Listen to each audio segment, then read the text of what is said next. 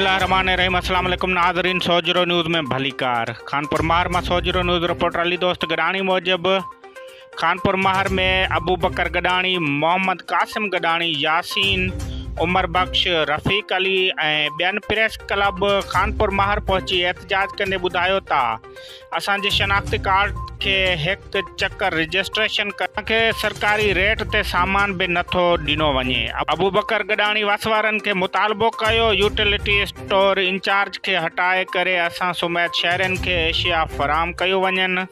होॾां राब्तो करण ते स्टोर इंचार्ज सुल्तान अहमद सूमरो ॿुधायो था सामान घटि अचे पई लाइ समूरे शहर वासियुनि खे सामान फराहम नथो करे सघां।